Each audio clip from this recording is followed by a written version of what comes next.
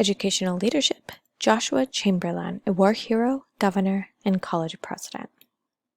In his early years, he grew up in Brewer, Maine, and eventually went on to Baldwin College in Brunswick, Maine.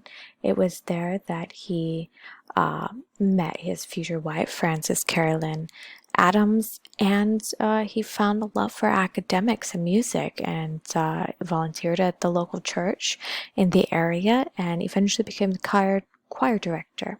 Because of his love for academics, he went on to Bangor Theological Seminary and further his studies in theological studies. Once he graduated there, he moved back to Brunswick, Maine, got married, and became the college professor at Baldwin College, in which he continued teaching until he joined the 20th Maine Regiment in the Civil War. At the height of the Civil War in 1863, Joshua Chamberlain joined the 20th Maine Regiment that consisted of over 1,000 men.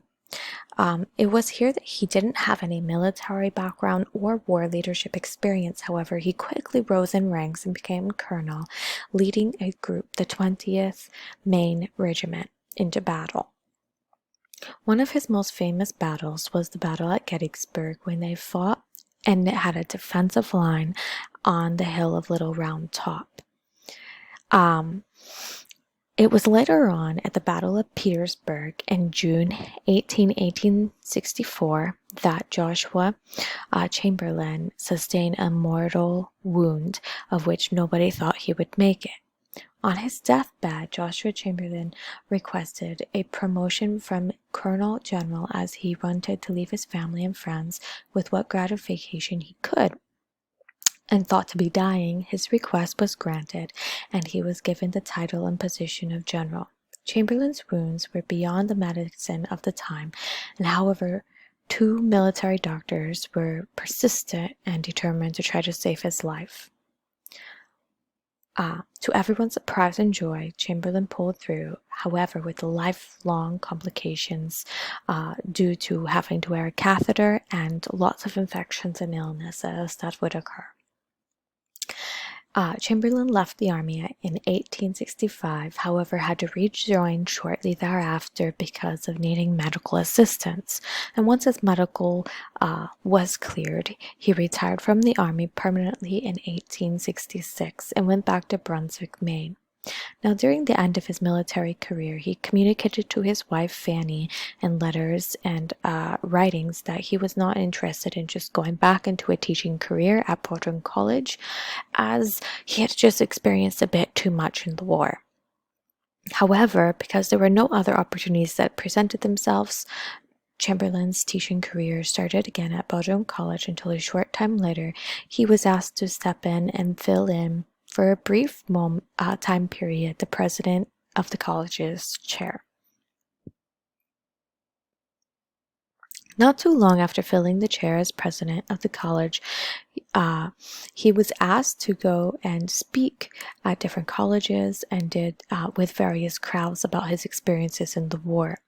He was soon gathering immense respect from Mainers, and James G. Blaine, a Republican leader, took notice of him and approached him about running for governor. Chamberlain quickly accepted and successfully ran for governor for 4 one-year terms in a row. And with that, Chamberlain's military experience gave him notoriety amongst not only Southern Mainers but also Central and Northern Mainers. Chamberlain's time in office proved to have many challenges, as there were many divisive issues such as the death penalty and whether or not people should be on death row, and it was all left on Chamberlain's plate to make the decision, ultimately resulting in not making everybody happy. However, despite the various issues the state had, his vision for Maine was one of which he wanted it to be self-sustainable, as he kept seeing all the state's resources leaving the state and nothing coming back in return. He feared for Maine's future and sought out to find a self-sustainable resources or better quality products to sell. In his search for for a solution to this issue, the common denominator amongst other countries and states for self-sustainability was that of education. So he made it his goal to make sure the state of Maine had quality education, not only just for students, but also for those teachers who wanted to get further education so they can teach better their students. With that, many colleges and universities started up, and some that are quite well known today, such as University of Maine, are still going. Another issue that had arose and caught Chamberlain's attention was that of the population decline. Every year, more and more people were leaving the state of Maine for better paying jobs in other states, and especially for warmer states, and Chamberlain didn't know how to fix this. The only new people coming in yearly to Maine were those summer residents or summer vacationers. And with that, Chamberlain came up with a solution that he spearheaded and got and encouraged a lot of Swedish immigrants to come in and migrate to Maine and set up as residents. And with that, the population decline came to a halt. Upon returning home, Joshua Chamberlain, and with that, his Joshua Chamberlain's 4 one-year terms coming to an end, he decided to not pursue further politics and return to his permanent home in Brunswick, Maine. It was then that when he returned home that he took on the position as the president at the Baldwin College when asked and when voted in. And he had such a vision and desire for academics and education that he had some changes that he wanted to see done at the college.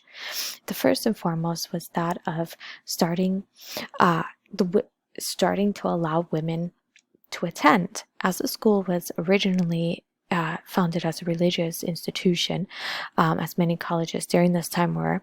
He did not want to change that aspect, but he also felt that the school was falling behind the times with its curriculum and that there were some new curriculum changes that need to be made. And some minor areas in which he made changes was in the chapel and prayer times, so that students weren't sleeping through them, as they were too early or too late in the day.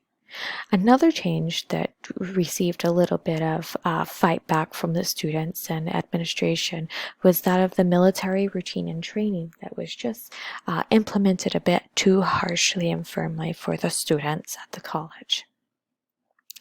After, in 1879, there were many conflicts in Maine, and with that, after Chamberlain's time serving as presidency on the college, the state offices were having a challenge, and they requested for Joshua Chamberlain, a Republican, to come and assist with running the militia. For multiple reasons, Mainers were unhappy with the state government, were on the brink of another civil war, and as Joshua Chamberlain did not want to see another civil war or any more bloodshed, he gladly accepted to come and temporarily help them as general of the militia. That being said, he did not join the situation to defend or fight fellow Mainers, but instead his goal was to create peace. And finally, Maine was able to resolve the issues and settle with new leadership without war, and Joshua Chamberlain was asked to stay on permanently, but he decided that he was not interested in that, as he had further ambitions, of which were politely declined later in the future due to his the hindrance of his wounds. Ultimately desiring to stay in leadership, Chamberlain went into business and worked from Florida, New York, and Maine, ultimately not being very successful and moving back to Maine. In his later years, Chamberlain led various groups in commemorating the Civil War and traveled to Europe. As his health was failing, he returned to Maine, and Chamberlain moved to Portland, Maine, and took office as the Port Surveyor of Customs. It was there that he quickly gained the respect and support of those he led, and he spent his last days as a surveyor in Portland until dying on February 24th, 1914, as a direct result of the wounds he suffered many years prior. One of the most well-known facts of Joshua Chamberlain is that of his leadership skills and techniques. 5 here presented by Peter G. Northouse in Leadership, Theory, and Practice, or 5 that stood out significantly in Joshua Chamberlain's life during his military career, his political career, and his academic career. The first one is the trait approach. Based on the premise that the leader is born with a unique set of traits. 4 of them were which: self-confidence, determination, integrity, and consideration. Chamberlain's self-confidence in what he was fighting for in the war gave him the determination to keep fighting and not fall back at the battle at Little Round Top. And it was his integrity in the treatment and consideration of all those under his leadership that was seen even among some men who made it clear they did not want to be there. The trait approach applied to Chamberlain's leadership and is exhibited during and after the war. The second approach was that of the leader-member exchange theory. This is a process of interactions between leaders and followers. Now, it's based on the premise that there's an in-group and the out-group. However, Joshua Chamberlain successfully communicated and built that relationship with his followers that they all felt like they were all there for a purpose that was beyond them, and it was greater than them to ultimately accomplish. And with that, everyone successfully felt like they were on the end group and no one on the out group. The next one is servant leadership. Servant leadership, Joshua Chamberlain exhibited it in multiple instances as both a military leader and a port surveyor. Many people can vouch that he would not elevate himself higher than what an average soldier was. He would march with them for hours and days on end, and he would eat with them and be right there alongside them.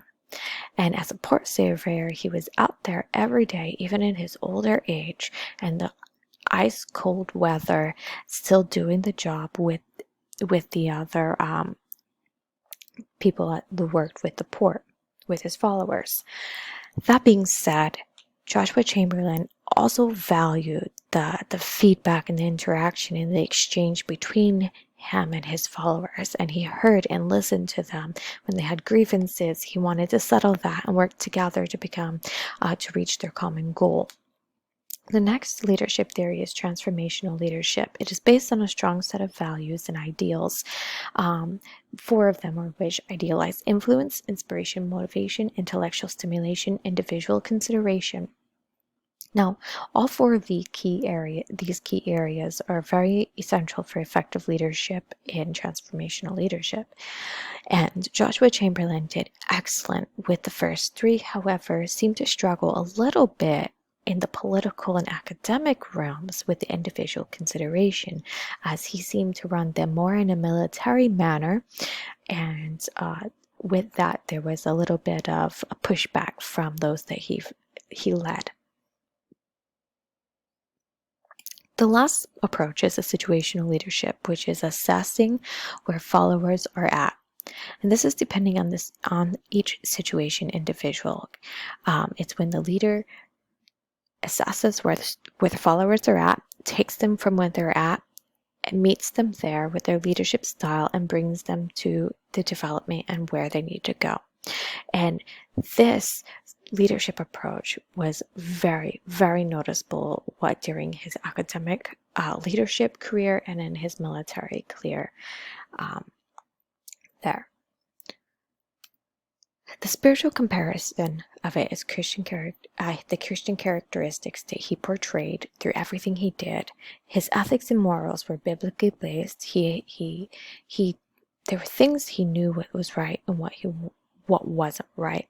He exemplified the Christian characteristics such as loving one another and doing unto others that you would do unto yourself. The fruit of the Spirit was prominent, and then in many aspects, many other things portrayed that spiritual connection with his leadership. Though, as anyone, weakness Though not without occasional weaknesses, Joshua Chamberlain was a solid, effective leader in each leadership position he held. And anybody would be